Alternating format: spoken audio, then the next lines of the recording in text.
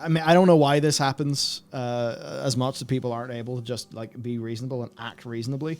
Yeah. Well, I think my take is, I think if you're working at Blizzard and you are living at home with 3 other people because you can't afford to live alone or live with just one other person, and you're hungry and you have to drink coffee to suppress your appetite because you can't afford Blizzard food, even though you work for Blizzard like 60 hours a week, I feel like there's a lot more of the sort of innate nastiness and lack of respect for other people that you're going to actually have. Because I mean, I know like when someone's happy and in a great mood, a lot of the time they will be naturally more pleasant to people. Yeah. Because that's just how human brains work. But if you're having a miserable time all the time, you're going to be a bastard. Because, you know, who the fuck's this person? Why do they deserve my respect? And that's just a natural behavior, like, I think. So if the company treated their employees better, their employees would treat each other better. At least I think so, anyway. Yeah, just 2 choice quotes are, "You're working for Blizzard, aren't you lucky?" You're so lucky. So lucky. The only way for this to truly change is to change the culture and the attitude of the people in charge. There you go. And there's some other stories like the Owl losing sponsors and stuff. But I thought I should cover that because I don't know how much you've talked about QA in the context of World of Warcraft, the game experience that we literally pay money for. Not an awful lot, but where is it? Like, how fucked would WoW be without the PTR? And how does FF14 not have a PTR? And from Alder, I can't say I know this from experience. I do at least trust the people that I talk to, though. Seems to have a lot less big problems. QA team, internal testing. That's it. Same reason the community's got people have got a better handle on the community. It's because of active human GMs.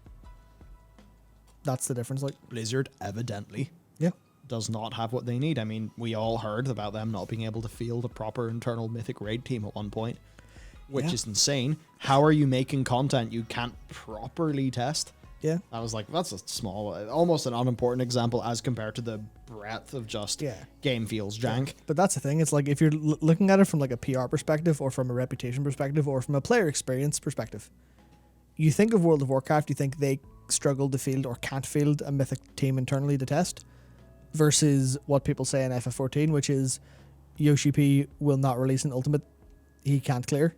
Mm-hmm. And you could, like, there's such as, like, that's the tip of an iceberg off a foundation of a story that you can imagine in your head. And that's why people, like, are happier for it. Yeah. I mean, I know obviously Japanese work culture has its problems, as does American work culture, but it just seems like they have a QA team that does the job. They have designers who take feedback. They've got all that stuff, and bugs don't really make it to live that often. Yeah. Also, like, look, if you design a needlessly complex game, you'll probably need a larger QA team. So maybe if the systems designers stop trying to bite off more than they can chew, we'd be in a better situation. Yeah, I mean, that's the thing. FF14 don't need a lot of QA people to run through how the tombstone system works because they've been doing it largely the same for years. So it's like, we tested that shit in like 2013. Still works. You know, we'll maybe run it through a test to make sure a new entry added to the database doesn't fuck up. But it's not like, you know, hours and hours of testing. Although, well, before we move on, there's someone who just wanted to bring up. Joshua said, as QA for Electronic Arts, I was paid $9 an hour for 40 to 50 hours a week. Switching to software QA outside of the gaming industry, I went up to $34 an hour for the same skill set. Yeah. There you go. Don't work in AAA games.